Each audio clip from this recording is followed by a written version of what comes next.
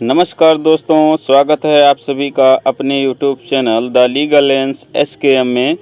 मैं सचिन मौर्य आप सभी को आज बताने वाला हूं भारत के सर्वोच्च न्यायालय की शक्तियां कौन कौन सी हैं, कौन कौन सी शक्तियों का प्रयोग सर्वोच्च न्यायालय करता है और प्राथमिक अधिकारिता क्या क्या है, कौन से विवादों को सुप्रीम कोर्ट सुलझाता है। तो बने रहिए वीडियो तक के अंत तक। सुप्रीम कोर्ट भारत का सर्वोच्च न्यायिक निकाय है जिसकी स्थापना संविधान के भाग 5 अनुच्छेद 124 से 147 के अंतर्गत की गई है। इसके पास न्यायिक, सलाहकार, अपीली और अन्य शक्तियां होती हैं जो स्टेप बाय स्टेप बताने जा रहा हूं। जुड़े रहिए वीडियो के अंत तक। नंबर 1, मूल अधिकारों की रक्षा की शक्त, प्रोटेक्शन ऑफ फंडामेंटल राइट।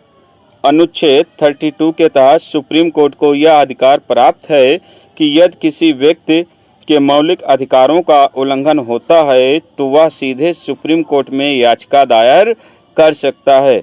लेकिन सुप्रीम कोर्ट ने कई मामलों में ये कहा है कि सीधे सुप्रीम कोर्ट न आकर आप पहले आर्टिकल 226 के तहत हाई कोर्ट में याचिका दायर करें। यदि हाई कोर्ट आपकी सुनवाई नहीं कर रहा है या तुम्हें समुचित न्याय नहीं मिल रहा है तो हमारे पास आर्टिकल 32 के तहत याचिका दायर कीजिए, हम आपके अधिकारों की रक्षा करेंगे। यह अधिकार संविधान का हृदय और आत्मा कहा गया है।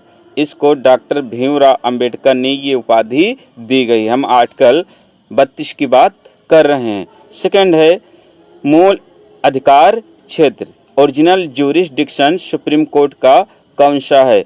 तो अनुच्छेद 131 ये बताता है जब भारत सरकार और एक या एक से अधिक राज्यों के बीच या दो राज्यों के बीच कोई विवाद उत्पन्न होता है तो सुप्रीम कोर्ट उसे सीधे सुन सकता है।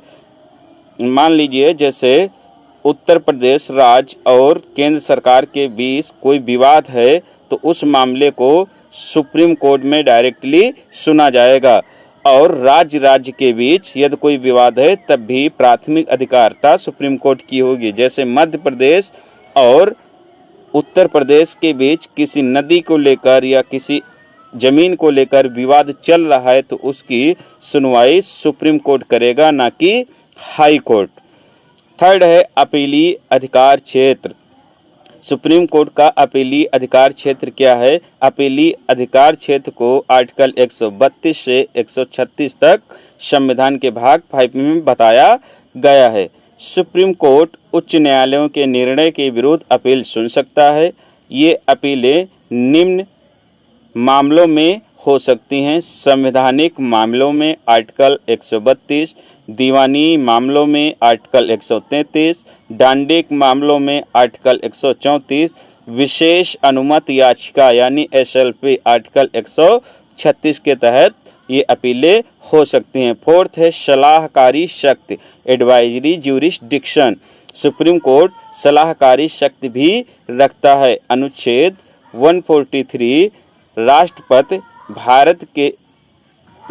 भारत के किसी भी कानूनी या संवैधानिक विषय पर सुप्रीम कोर्ट से परामर्श मांग सकते हैं, लेकिन सुप्रीम कोर्ट के द्वारा दी गई ये परामर्श राष्ट्रपति पर बाध्यकारी नहीं होती है।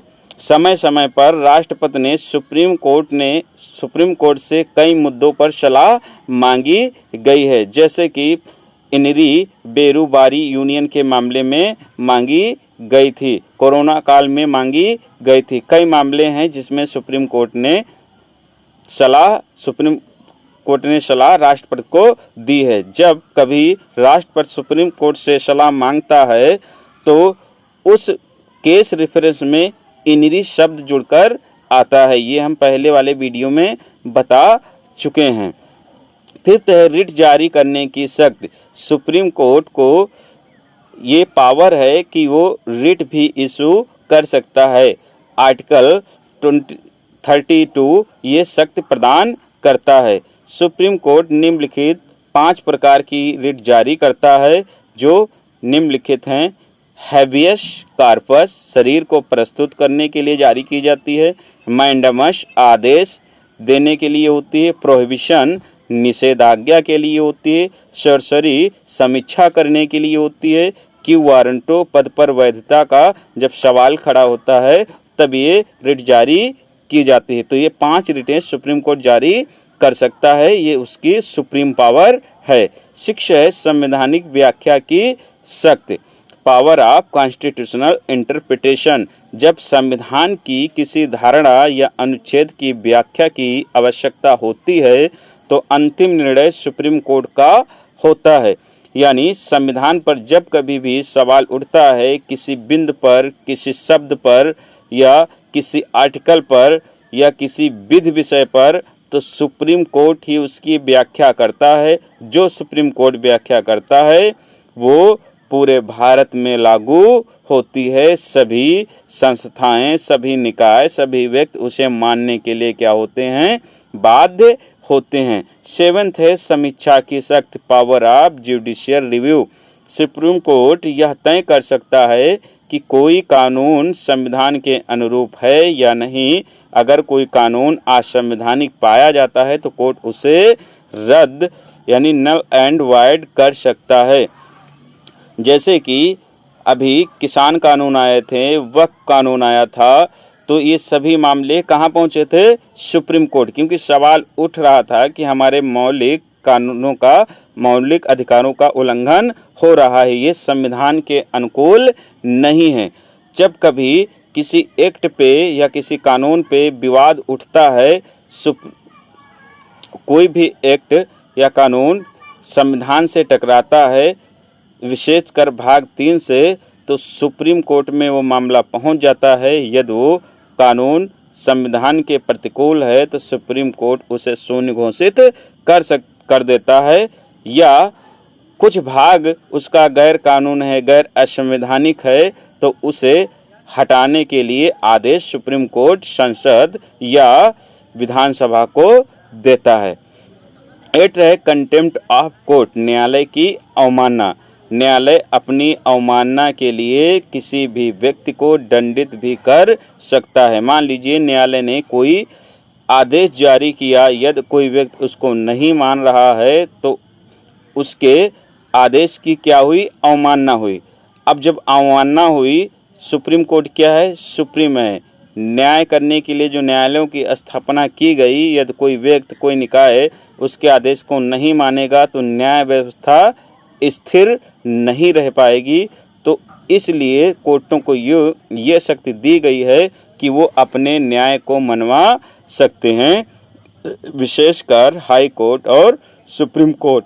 और ऐसे आदेशों के विरुद्ध यदि कोई व्यक्ति नहीं मानता तो उन्हें सजा भी दे सकते हैं। अनुच्छेद 129 और 142 इसका प्रावधान करते हैं। सुप्रीम कोर्ट को अपनी गरिमा बनाए रखने के लिए अवमानना की सजा देने का अधिकार प्रदान करते हैं। 9 है पूर्ण न्याय के लिए आदेश, आर्टिकल 142। सुप्रीम कोर्ट किसी मामले में पूर्ण न्याय करने के लिए आवश्यक कोई भी आदेश पारित कर सकता है। मान लीजिए किसी सुप्रीम कोर्ट ने मामला पर निर्णय दिया, अब उसको पूरा कराने के लिए जो भी आवश्यक कदम है वो सभी सुप्रीम कोर्ट उठा सकता है। ये क्या है, उसकी सुप्रीम पावर है। फिर है स्वतः संज्ञान, स्व मोटिव। कोई भी मामला ऐसा है जो समाज के लिए हितकर है, समाज में चिंता का विषय बना हुआ है, किसी ने याचिका दायर की हो या ना की हो, सुप्रीम कोर्ट चाहे तो उसे स्वतः सुन सकता है, उस मामले पे अपने आदेश दे सकता है। सुप्रीम कोर्ट जनहित के मामलों में स्वतः संज्ञान ले सकता है, भले ही कोई याचिका दायर ना की गई हो। कई मामलों में सुप्रीम कोर्ट ने स्वतः संज्ञान लिया भी है। निष्कर्ष, सुप्रीम कोर्ट न केवल संविधान का संरक्षक है बल्कि यह नागरिकों के मौलिक अधिकारों की रक्षा, कानून की व्याख्या और न्याय दिलाने की अंतिम गारंटी है। इसके निर्णयों को सभी न्यायालयों और अधिकारियों द्वारा माना जाना अनिवार्य है। यानी सुप्रीम कोर्ट न्यायिक व्यवस्था की सुप्रीम बॉडी है।